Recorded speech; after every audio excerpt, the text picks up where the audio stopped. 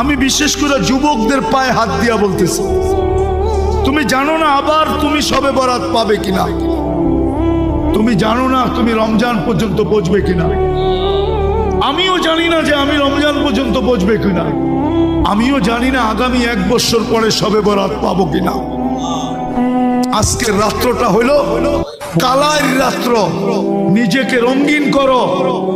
ঘ্রাণ না নিতে পারো তো কমসে কম তুমি নিজেকে রঙিন করো, হাঁটুর ভিতরে মাথা দুটা ঢুকাও আর নিজের গুনাহগুলাকে স্মরণ করো যে আমি এতটুক বয়সে কত কত গুনাহ করলাম, ডেলি কতগুলা করি, কতগুলা করলাম।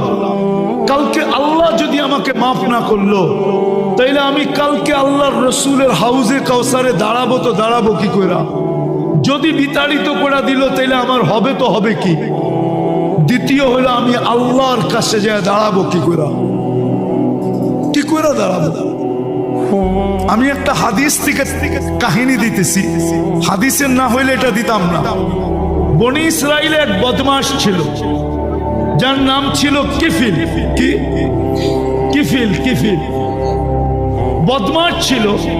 সে প্রতি রাত্রে জিনার পিছনে বর্তমান টাকায় 50 থেকে 60 লক্ষ টাকা খরচ করে, আর এটা তার নেশা ছিল।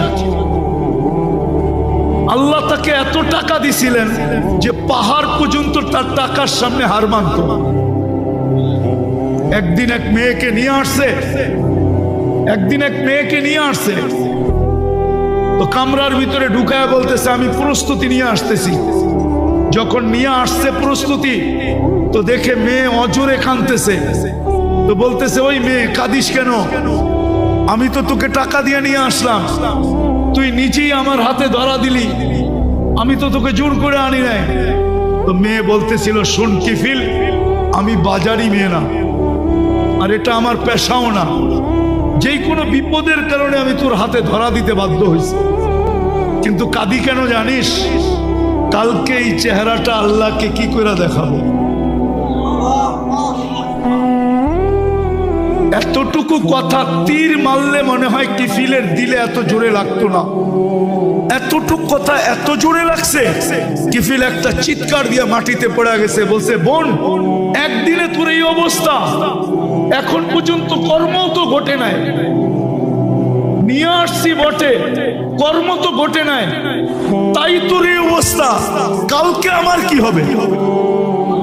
সে একটা চিৎকার দিয়ে মাটিতে পড়ে গেছে আর বলছে বোন,